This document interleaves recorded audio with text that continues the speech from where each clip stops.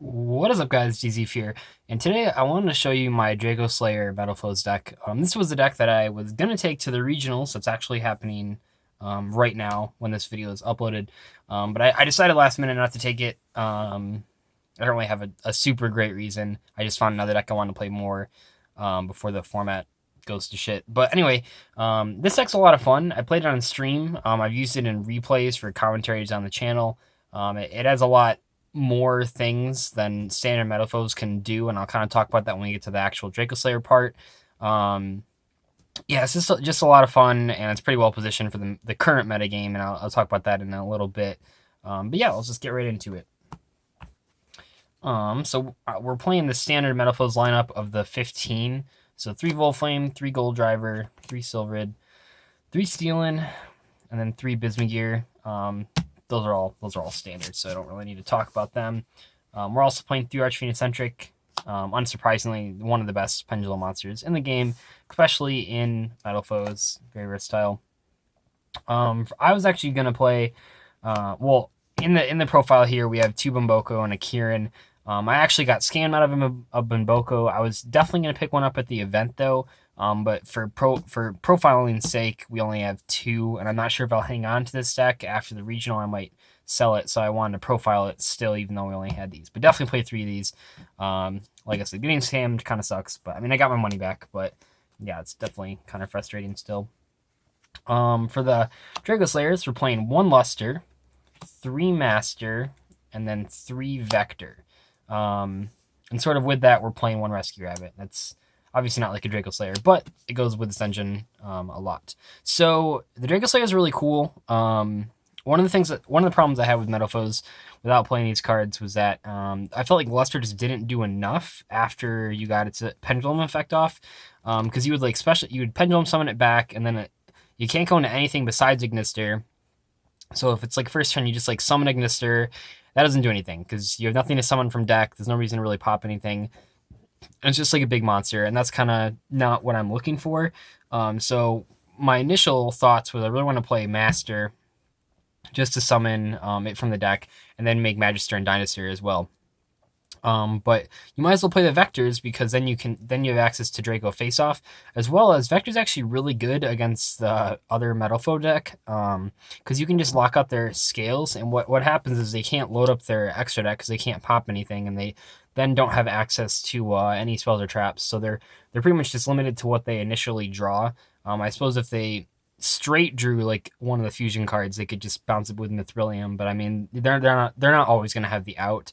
But also this helps because now you have a bunch of low scales, because one of the problems with Metalfoes that I found is that I mean you don't have a ton of low scales because you just have the 2-1 scales, but then you have 3 Metalfoes that are 8 scales. The Bumboko is a 5 scale, the Eccentric is a 7 scale, so you don't really have a lot of low scales, and by playing these you can't summon the Steelin or the Silvered with these, but you can use the 3 scales to summon level 4s.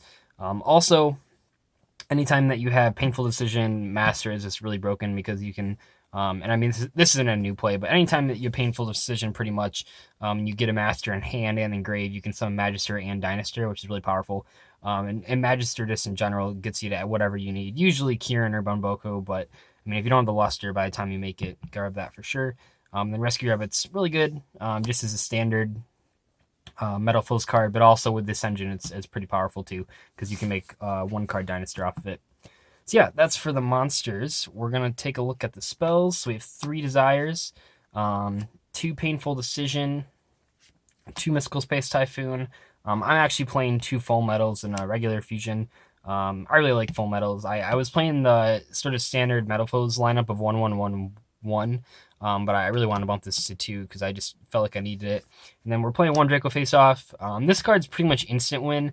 It doesn't really matter if they hit the Luster or not. Just having access to the Luster is pretty much game with this deck, because usually if you can get to the Luster, you can get to a Magister and a Dinosaur, which is just super powerful. So yeah, definitely worth playing that card. And then 1 Combination, 1 Counter. Don't really need more of those. And then lastly, just 1 Emptiness is like a Saki 1-of. That's it for the main deck. For the extra deck, let's take a look here. So we have pretty much all standard Metalfoes fusions that you would expect. 3 Mithrilium, 2 Elkaheist, and then 1 Orichalc and 1 Adamante. That's all standard. And then we also are playing one of each of the Dracoslayer extra deck monsters. So we have one Ignister, one Dynaster, and one Magister.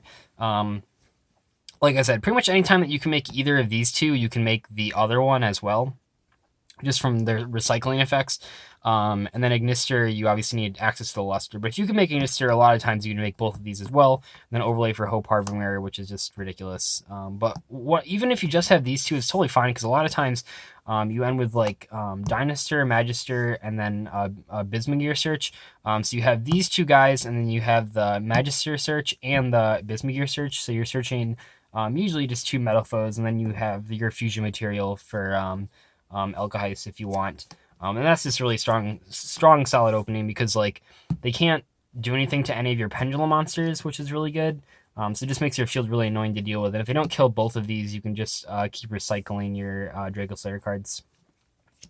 And then with that, yeah, we are playing one Hope Harbinger. There's no reason to play any other rank 8, because, I mean, this is just like the best one going first, so that's what we're going to play.